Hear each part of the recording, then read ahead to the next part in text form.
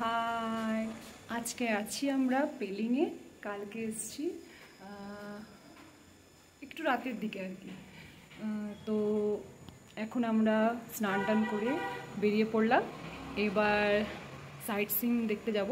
তো 6টা পয়েন্ট এখানে বলা হয়েছে। আর একটা পয়েন্ট আছে, শুনলাম যে আগে সিকিমের যেখানে রাজধানী ছিল তার ধ্বংসাবশেষ নাকি বলে ধ্বংসাবশেষ, যাই হোক শব্দটা বেরোচ্ছে না, তো সেটা নাকি আছে। আর এইসব দেখতে আমাদের খুব ভালো লাগে, পুরনো জিনিস যেগুলো হয় হিস্টোরিক্যাল। তো তাই জন্য খুব ইচ্ছা যে ওটাও দেখবো। সবাই নাকি দেখে না সেটা জেনারেলি, আর সময়ও পায় না। তো দেখা যাক আজকে সময় কুলোতে পারা যায় কি না, না হলে না হবে, কিছু করার নেই। তো আপনাদেরকে দেখিয়ে দিচ্ছি যে সামনেটা কেমন আমাদের রুমের হোটেলে।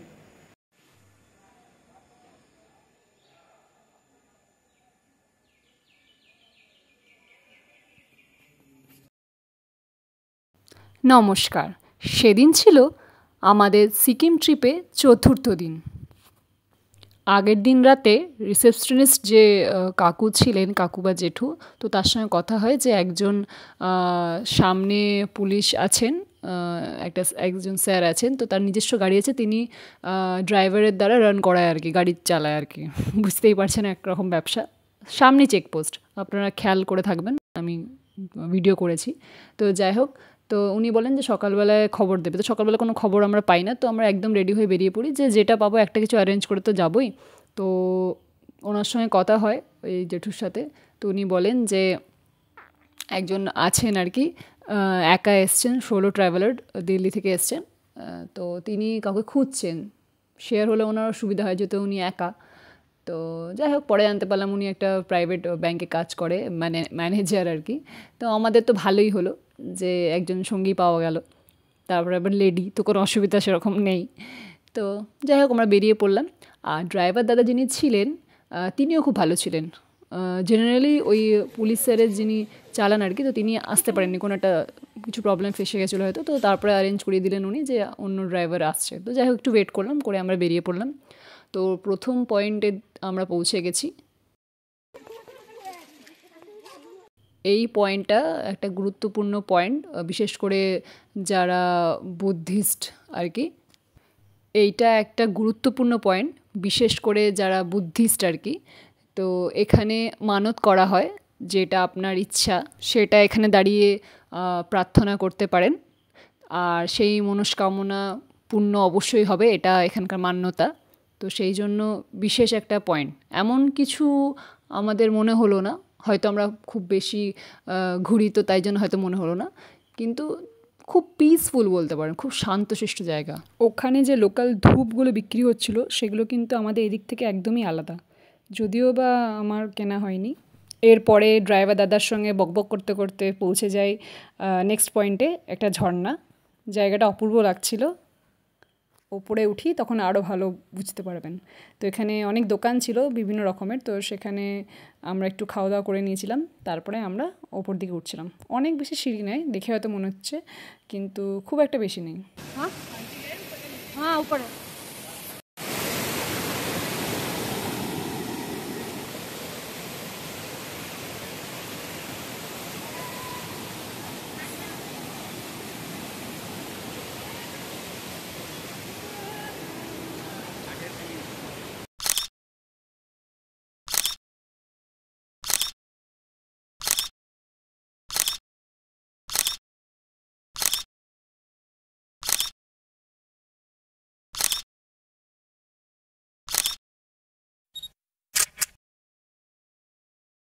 নেক্সট ডেস্টিনেশন ছিল আমাদের বার্ড পার্ক।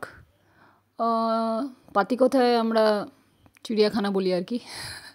তো যাই হোক, এখানে ঢোকার পরে বুঝতে পারি যে এর পাশেই হচ্ছে সেই ধ্বংসাবশেষ, যার কথা এই ভিডিওর প্রথম দিকে বলছিলাম আপনাদের সাথে।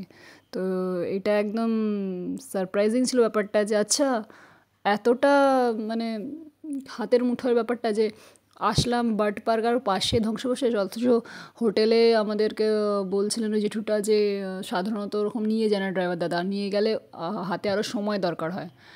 তো বেশ ভালোই হলো ব্যাপারটা। আপনাদেরকে একটা ইম্পর্টেন্ট ইনফরমেশান দিয়ে রাখি, যদি আপনারা মনে করেন যে শুধু ধ্বংসাবশেষটা দেখবেন পুরনো রাজধানী ওই জায়গাটুকু, তো তাহলে বার্ড পার্কে ঢুকে আপনাদের টিকিট কাটার দরকার নেই ওই এরিয়াতে ঢুকে। তো সেখানে টয়লেট ওইসব আছে, ওইসব মানে ওইসব বলতে টয়লেট যদি যেতে চান তো ইউজ করবেন। তারপরে একটু এগিয়ে গিয়ে বাঁদিকে হচ্ছে সিঁড়িতে উঠে গিয়ে যেখান দিয়ে এন্ট্রি আর কি বার্ড পার্কের, তো চিড়িয়াখানার, তো সেখানে টিকিট দেখিয়ে ঢুকতে হবে। আর যদি না চান তো তার পাশ দিয়ে ডান দিক দিয়ে চলে যেতে হবে আপনার, ওই সিঁড়ির পাশ দিয়ে আর কি, সোজা গিয়েই হচ্ছে ওই ধ্বংসাবশেষ ওই জায়গাটুকু আর কি, যেটা দেখতে পাচ্ছেন এখন। রাজধানীর ধ্বংসাবশেষ বলতে ধ্বংসাবশেষই ব্যাপার আর কি, জায়গাটা কম, কিছু একটা ছিল হয়তো, আর আরও নিশ্চয়ই জায়গা থাকবে, একটা রাজার অনেক মহল থাকে, তো সেইগুলো হয়তো চাপা পড়ে গেছে বা অন্য কোনো ব্যাপার আছে, তো ওখানকার গাইডদেরকে জিজ্ঞেস করলে হয়তো জানতে পারবেন ঠিক মতন। এবার সবাই তো আর সত্যি কথা বলে না, না মানে বিষয়টা বোঝা যায় না কে সত্যি কে মিথ্যা বলছে, তাহলেও আমার মনে হয় যে গাইড অনেকটাই বলে দিতে পারবে। তবে আমার যেটুকু মনে হয়েছে এখানে ওখানকার রাজার বিশেষ কিছু একটা ছিল, কোনো মন্দির হয়তো বানিয়েছিলেন, সেই জায়গাটুকু হয়তো থেকে গেছে, বাকিটা তো ধ্বংস হয়ে গেছে। তো যাই হোক, এটা আমার ব্যক্তিগত মত, আমি নিজে নিজে মনে করে নিয়েছি আর কি।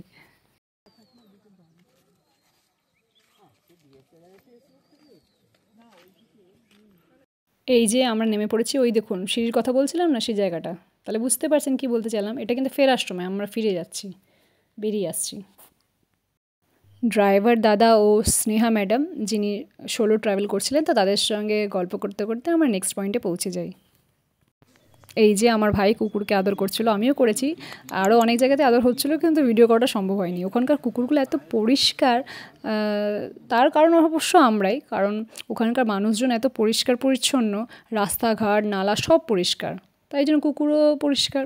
আর আমাদের এখানে আমরা নিজেরাই এত নোংরা করে রাখি রাস্তা নালা, যে বলার নয়। হ্যালো, আমরা এখন আছি একটা মনাস্ট্রিতে, পেলিংয়ের কাছাকাছি একদম। তো সেখানে ফটোগ্রাফি অ্যালাউ নেই, তো বাইরে বাইরে আপনাদেরকে দেখিয়ে দিয়েছি, আরও দেখাবো। তো দেখা যাক, এখনও দেখিনি, হয়তো ঢুকে দেখি কেমন জায়গাটা, ভালোই হবে, মনাস্ট্রি যেমন হয় আর কি, দেখা যাক। আর একটা যেটা না বললেই নয়, সেই বিষয়টা হলো যে এখান থেকে ফিরে যাওয়ার পথে, লাস্ট পয়েন্টটা যাওয়ার আগে একটা জায়গা আছে অরেঞ্জ গার্ডেন বলে, তো সেটা অনেকেই আপনাদের বলবে যারা আগে ঘুরতে গেছে, তো আমাদের সেটা যাওয়া হয়নি। ড্রাইভার দাদা বললেন যে আমরা যে সময় এসছি আর কি, মানে গেছি, তো সেই সময় সিজন নয়, তো আমরা অরেঞ্জ কমলা লেবু দেখতে পাবো না। কিন্তু আমাকে আরেক বন্ধু বললো যে না, ওই জায়গাটা স্পটটা নাকি খুব সুন্দর। তো আমাদের হাতে সময় কম ছিল বলে আমাদের যাওয়া হয়নি। তো আপনারা গেলে অবশ্যই টাইম হাতে নিয়ে বেরোবেন, আরও সকাল সকাল বেরোবেন, তাহলে ওই জায়গাটা আপনারা দেখতে পাবেন। মনাস্ট্রির সামনের দিকটা আপনাদেরকে একটু দেখিয়ে দিলাম, দেখুন বাড়িঘরগুলো দেখে মনে হচ্ছে না সেই তিব্বতের মতন, যেমন আমরা টিভিতে দেখি আর কি, আমার তো তাই মনে হচ্ছিল। এবার যে পয়েন্টটা আমাদের ছিল লাস্ট পয়েন্ট, সেটা যেতে হয়েছিল চৌরাস্তা দিয়ে। চৌরাস্তা বলতে যেইখানটাতে আমাদের হোটেলটা ছিল, তো তার ওপর দিয়ে যেতে হয়েছিল। তো ঠিক কোথায় গেছিলাম জানতে হলে চোখ রাখবেন। টাটা।